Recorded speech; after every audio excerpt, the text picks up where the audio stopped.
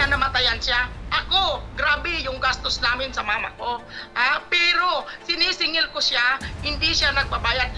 Lagi lang siya nangangako, laging nangangako kasi sinasabi niya may tito siya na doon sa kanya nakatira, bedridden siya ang nagagastos. Hoy, Danilyn, mahiya ka, hindi ikaw ang nagastos, nagtanong-tanong ako, pensyonado yung tito mo, tapos lagi mong rinarason sa akin na ikaw yung nagagastos na namatay. Ngayon, magsabi ka ng totoo. Eto mga ka-aksyon, para sa ating tabang legal, isang ginang mula sa Ligao City ang dumulog sa ating programa upang ireklamo at humingi ng legal na payo matapos umano itong maloko ng itinuring niyang kaibigan. Reklamo ni Helen Del Valle Oraye, naging kaibigan niya raw ang isa sa mga bank teller ng isang kilalang bangko nang madalas na itong mag-apply para sa bank loan. At noong taong 2024 raw ay iningganyo raw ulit siya nitong kumuha ng bank loan at pagkatapos nito ay inutang daw sa kanya ang nakuhang 15,000 pesos. Isang taon na raw ang lumipas at hanggang ngayon ay hindi pa raw nakakapagbayad ng inutang na pera. Para sa detalye makakausap natin si Helen sa telepono. Helen, paano po ito nangyaring transaction mo sa isang bank teller? Kasi base po doon sa nalaman namin, medyo nagkaroon kayo ng mahaba na din na parang pagkakaibigan dahil ikaw ay matagal na din na naglo-loan sa bangkong yan. Noong 2024 po, ma'am, kasi dalawa na po yung magka-college ko na anak. Ngayon, ko po, hindi na ako maglo-loan sa mga uutangan kasi po, focus na lang ako sa pagpapaaral ng mga bata.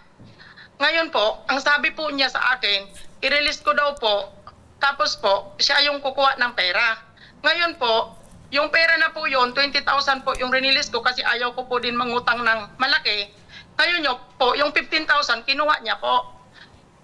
Yung 5,000 po sa akin din po. Tapos, ngayon po, sabi niya siya magbabayad, siya po maghuhulog. Ngayon po, nung month of September po ng 2024, nagpupunta na po dito sa akin yung taga-bangko na hindi daw po nagbabayad.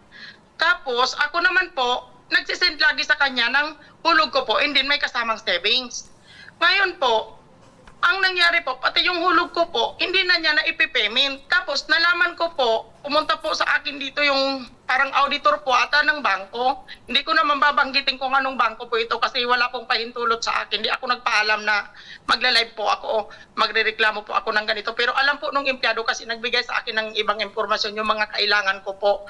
Pero hindi po ako nagpaalam na sabihin yung pangalan nila. Kasi sabi nga niya po, maganda naman po yung pagsasama namin kasi almost 10 years po ako sa kanila siguro, ma'am. Tapos, yung samahan po namin talaga, naging close na po kami ng empleyado na to. Tapos po, yung pumayag po ako na ang i-loan ko po yon. Tapos, sa kanya yung siya po manginginabang ng pera kasi sabi niya, madali lang naman daw at ininegosyo din naman niya yung pera kasi tiwala naman po ako at alam ko naman po talaga na may negosyo po talaga sila. Sino po ito na sabi mo ay naging kaibigan mo na? Danilyn Osiasya po. Danilyn na binabanggit mo ay meron na din pong ganitong sitwasyon na naging kliyente ng kanilang bangko tapos nagkaroon ng problema kinalaunan? Nung time po na naglo-loan po ako doon, wala pa naman po. Nung ano ko na po na yung kakilala ko na, sabi ko, ba't pumupunta lagi? Ay, ba't hindi po nakakapagbayad si Danilyn? Sa'yo ba nakakapagbayad? Kasi ang alam ko, may nakautang din sa kanya. Tapos sabi niya, ay, nako, malaki naging problema ko dyan kasi yung, yung account daw po niya na kunan po ng 5K ata. Doon na po ako nagduda. Tapos, nung pumunta po dito sa akin yung auditor po from Ginubatan po, ang sabi niya, nakiusap po siya sa akin, ma'am, na wag ako umamin. Kasi po, pag umamin ako, matatanggal siya sa trabaho. Ngayon po, one year na po siya, ma'am, hindi nagbabayad. Ngayon po, ang ginawa ko po, nagpunta po ako sa barangay nila kasi sinachat ko po siya, tinatawagan ko po siya, wala talaga po. Minsan hindi na nagre-reply, hindi na po sinisin ang mga chat ko. Ngayon po, hindi na sinasagot yung tawag ko. Nagpunta po ako sa barangay, naggawa po ng agreement sa barangay na siya po ay magbabayad ng 2,500 kada katapusan ng buwan. 17,000 pa po yung total ng babayaran sa bangko. Ngayon po, naghulog po siya noon, February po ako pumunta, nagbigay po siya, katapusan po ng April. Naihulog ko po sa bangko, yung isinend ko po dyan sa inyo po, na naihulog ko po May na. Kasi po may pinuntahan po ako, hindi ko po agad na ihulog sa bangko, May ko na po naihulog. Ang halaga po is 2,484 ata yon kasi nabawasan pa yon kasi through GCash. Ngayon po ma'am, hindi na po yun nasundan.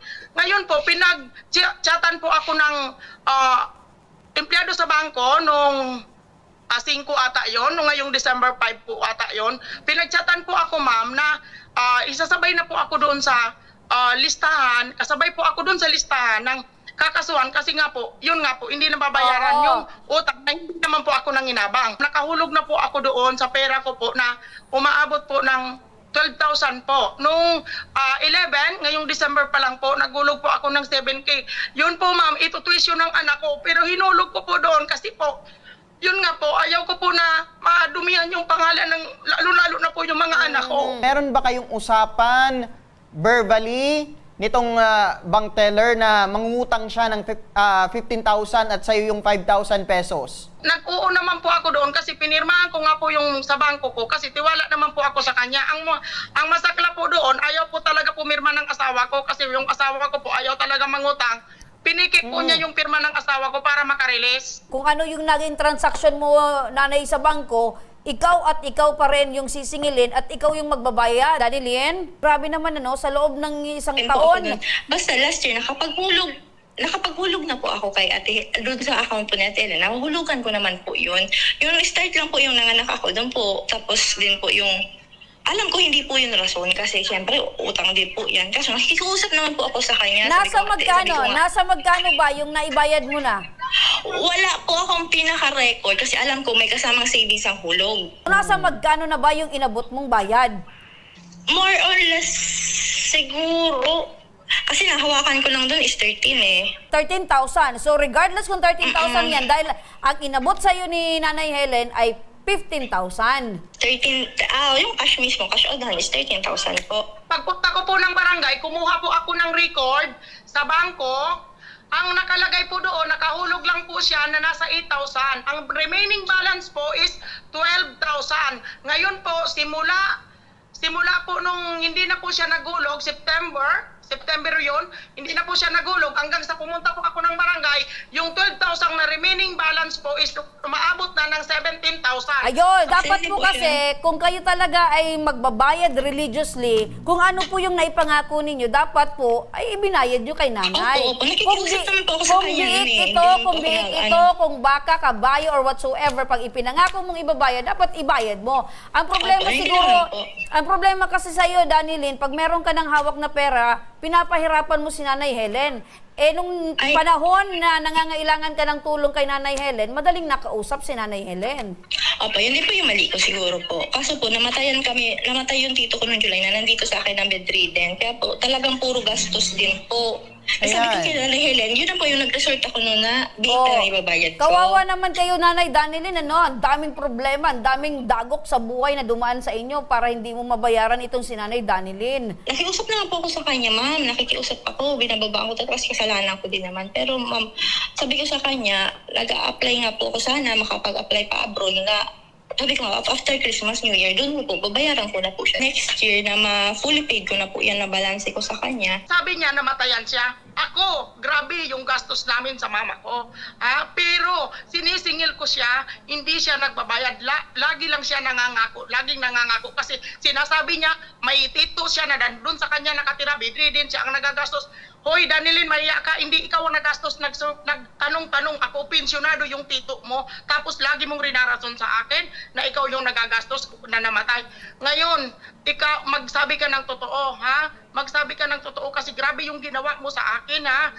Sobra-sobra. Grabe pangbayad ko sa eskwelahan, pangbaon ng mga anak ko. Alam mong ako ang nag-aanap buhay, ako ang nagtatrabaho kasi yung asawa ko hindi pwede magpagod, hindi pwede magtrabaho kasi ano po yung asawa ko may thyroid.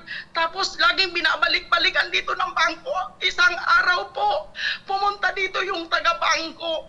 Anak ko yung inabutan dito sa grocery sa tindahan namin. Nagsalita yung taga-bangko. Ang daming customer sa tindahan. Pumunta yung anak ko doon sa trabaho ko. Umiiyak kasi bakit daw may naniningil sa amin na hindi nila alam. Kaya ngayon, lagi kang nangangako sa akin. Sinabi mo ngayong December, may baboy ka, hindi nabugok ang baboy mo, may baboy ka.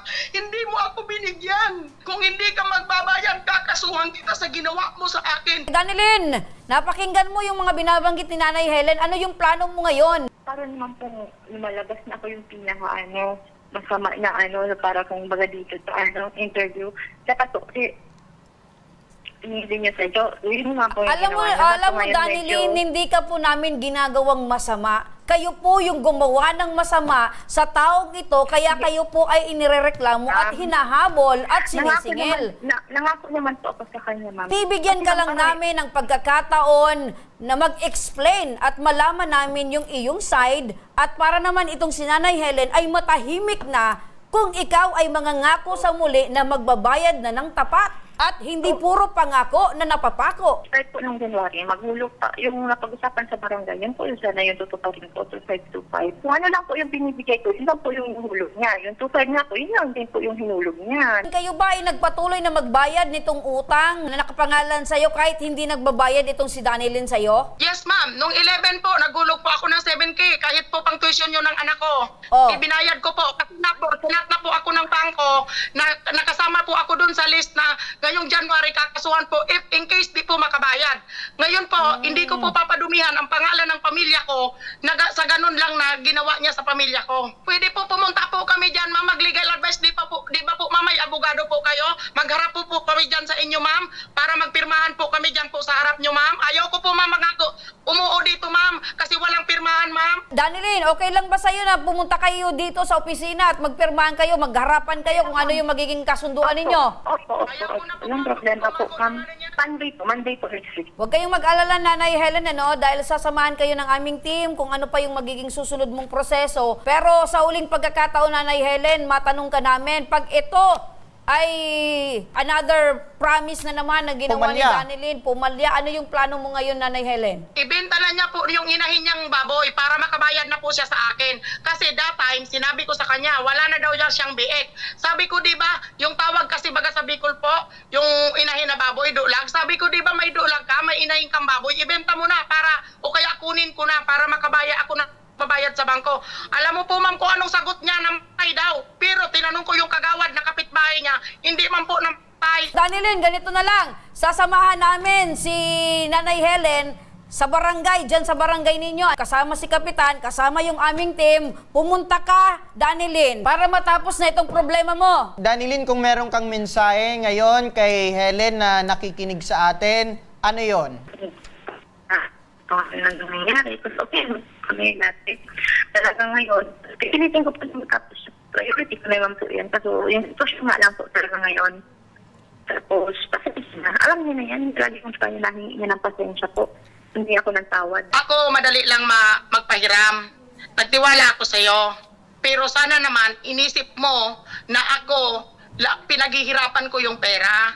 Pinaghihirapan ko yung pera. Alam mo bang, trabaho, negosyo ako, trabaho sa labas, negosyo pagdating dito sa bahay. Halos hindi ako nangangatulog, nagtatrabaho ako, nagtitinda ako kung ano-ano para lang yung pamilya ko maibigay yung lahat ng pangangailangan. Kaya pag nagharap tayo sa barangay para tapos na tayo, dalhin mo na yung 24,000 para tapos na tayo. Kasi hindi kita tatantanan. Despite sa kabila ng nangyari sa'yo, ano yung aral na natutunan mo dito? Sa totoo lang po, marami po akong natutulungan na tao about sa pera. Alam niya yan.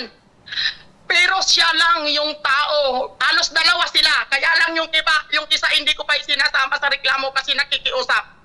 Ngayon, pag hindi siya tumupad sa usapan, isa din po siya sa irereklamo ko po ulit kasi isa na din po sa nagsisinungaling. Pero inaantay ko po, iniintindi ko po kasi tao ka naman po. Ako po tao, hindi po ako yung tao na hindi magpapatawad. Pero po, ako, sinabi ko sa'yo, magpapatawad wala namang problema kasi si Lord ang katakutan natin. Pero ang sabi ko sa'yo, pag pamilya ko na yung pinag-uusapan, pamilya ko na yung nag-aagrabyado, nagiging matapang ako. Ngayon, Ayan. pamilya ko na yung nagkaya, pang pamilyang pera, napupunta sa pagbayad sa utang na ikaw ang nanginabang, kaya ngayon, magiging palaban ako. Nangako naman po itong si Danilyn na haharap po sa inyong barangay at kayo po ay sasamahan po ng aming team para po kayo ay mag-usap-usap sa muli sa harap po ni Kapitan.